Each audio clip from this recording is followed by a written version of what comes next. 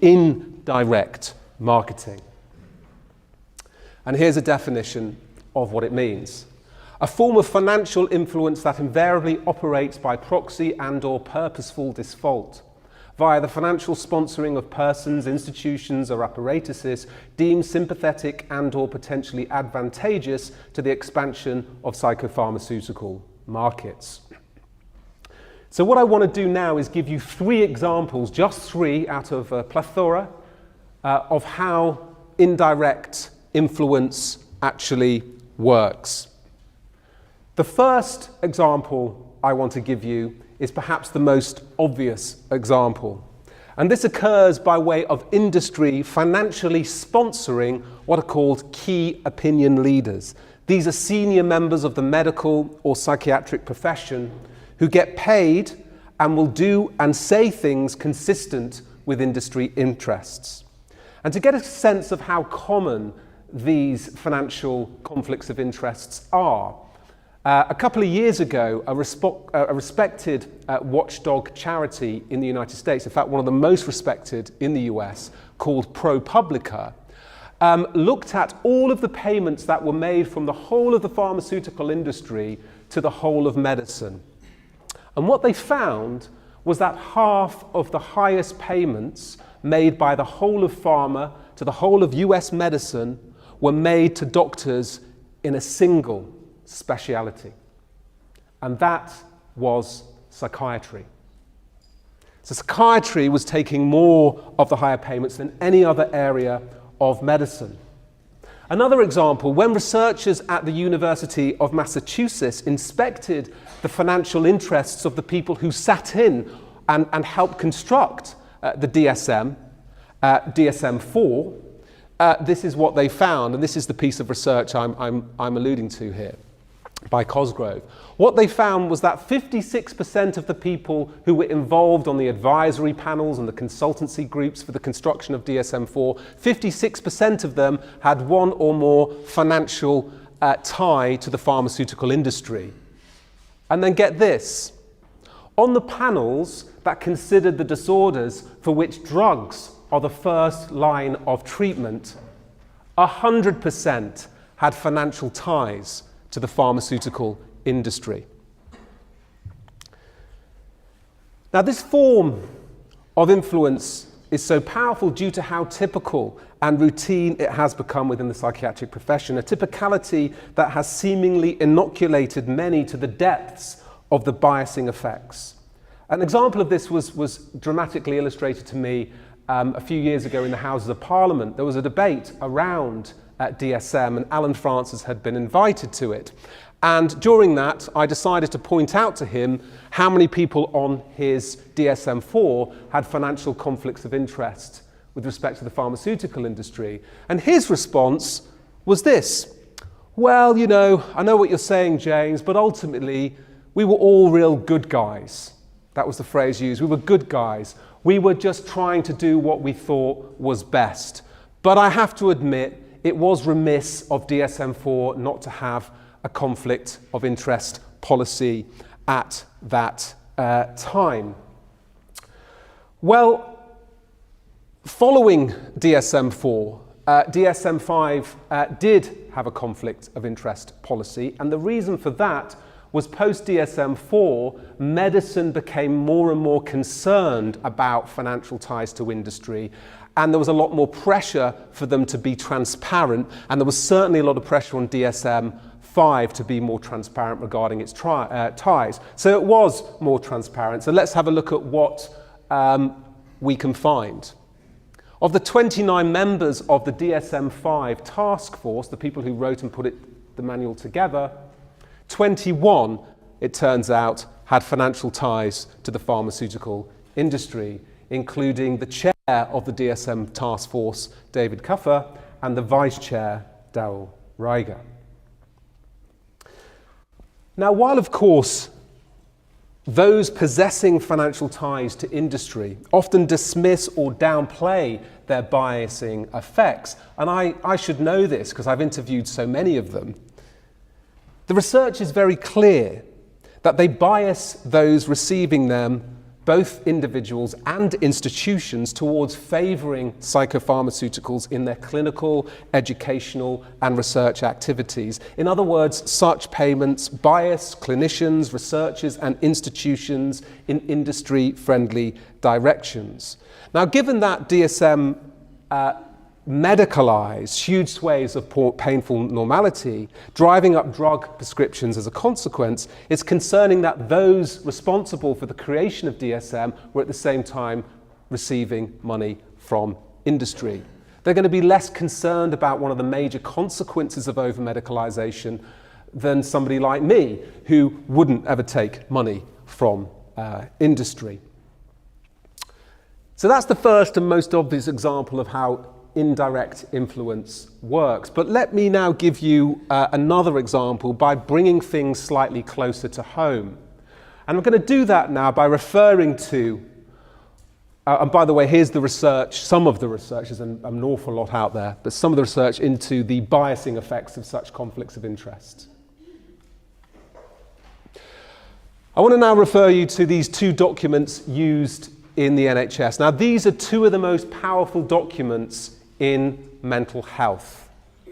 And the reason for that is because these two documents have been used for the last 15 years throughout primary care to help doctors determine whether or not the people sitting in front of them have either anxiety or depression. It's depression is PHQ-9, anxiety is GAD-7. So you give these to your patient, they tick some boxes, and depending on the score they get determines the intervention you offer.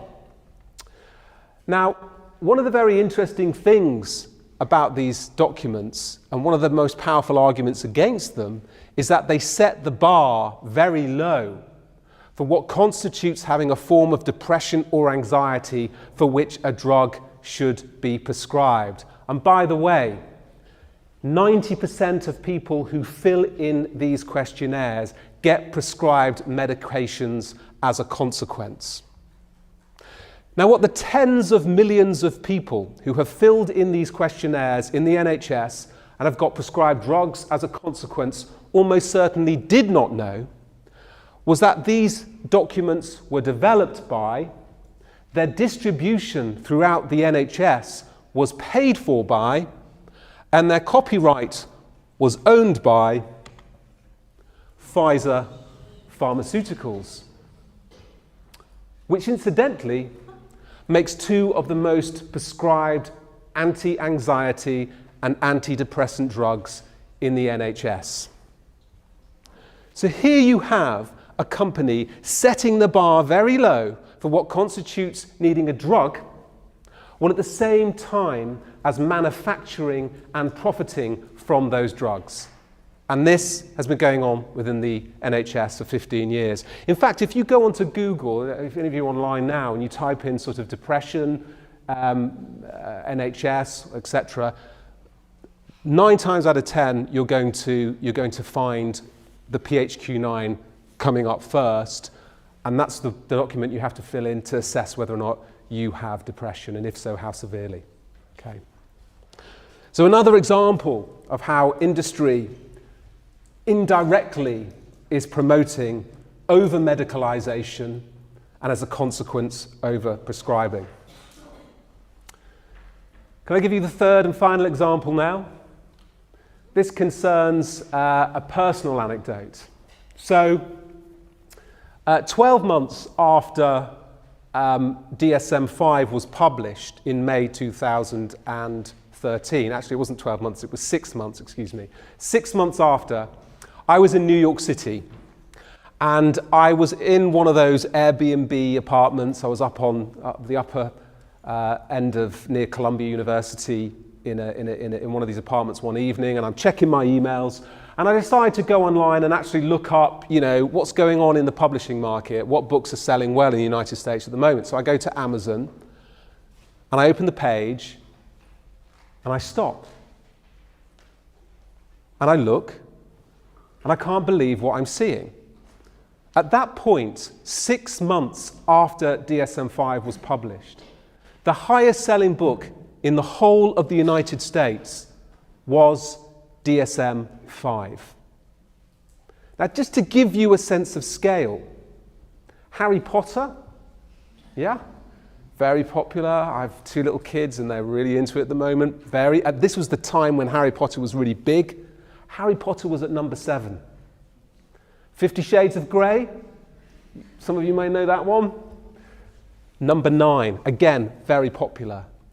DSM-5 was number 1.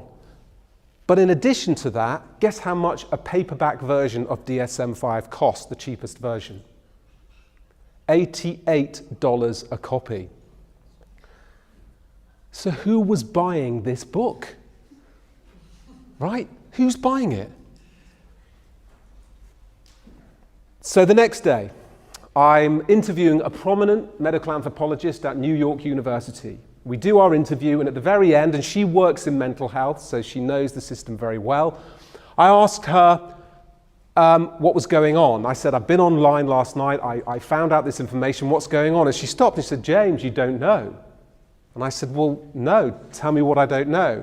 And she said, from my experience in the New York State area where I work in primary care, what's happening is the pharmaceutical industry is buying DSM in bulk and then distributing it for free to clinicians up and down the country. And that is why the sales are so high.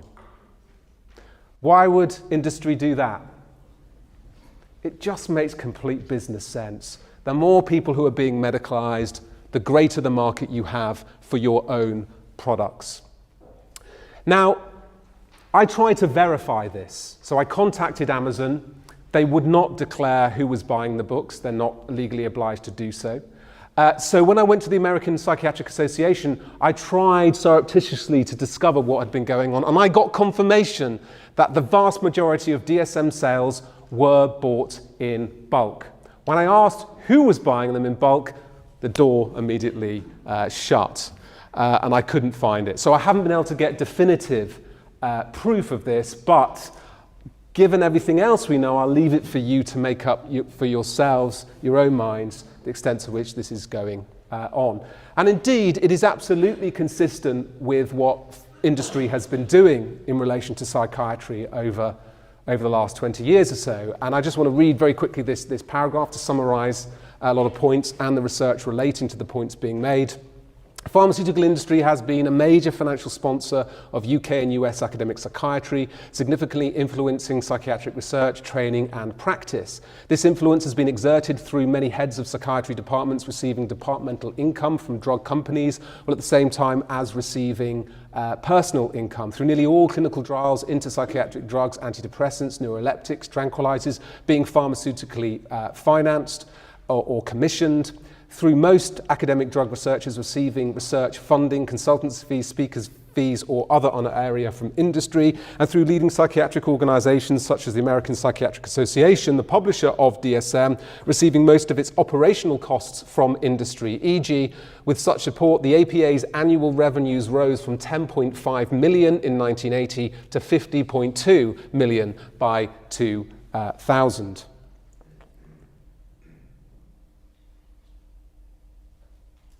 So to bring this closer to home, in 2012 I did a Freedom of Information request to our 8 leading psychiatry departments, university departments in the UK, to see how much money they were receiving from industry.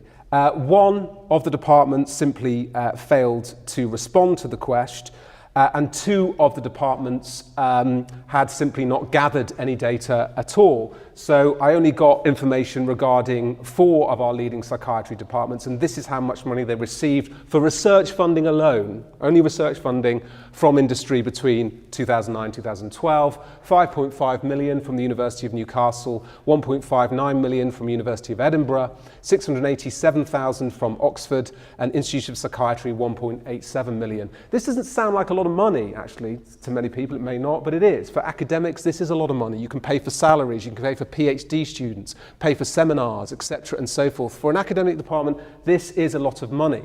But by the way, this only relates to the research funding being received. Private industry income received by faculty isn't gathered by the university, so money for consultancy work, speakers' fees and other honoraria, as British universities are simply not obliged to gather this information. This is what Liverpool University stated. Psychiatrists are not required to report individual payments to the university, so we don't hold any information which could be provided in response to this part of the request. But even if universities commit to gathering this information, I identified irregular reporting. One prominent psychiatry department stated their faculty had received no payments at all, despite a clear obligation to do so if they had received such payments, and despite 3 of its senior psychiatrists having reported receiving payments. So I went on to their published research. It was clear they had reported their payments. They hadn't reported those to their university, even though they were obliged to do so. The important point I'm trying to make here is that through the era of psychopharmaceutical expansion, neither universities nor any other private or public body in the United Kingdom has been legally obliged to declare the names of individual psychiatrists and the precise levels of industry income they receive each year. And this is concerning given such payments have demonstrable biasing effects on both clinical research and practice. They foster professional industrial dependencies and allegiances, and in the case of speakers' fees and consultancy fees and other honoraria, these payments are seen by pharmaceutical companies as investments from which a measurable return is expected. They don't just give this money out for nothing, they give it out for an effect. And if an individual doctor isn't delivering, then the money will be taken away and it will be given to a doctor who is. And there's lots of documentary evidence supporting this. These are investments from which a return is expected, and yet doctors do not have to report their financial conflicts of interest to any agency or any authority in the UK. It's absolutely, in my view, unacceptable.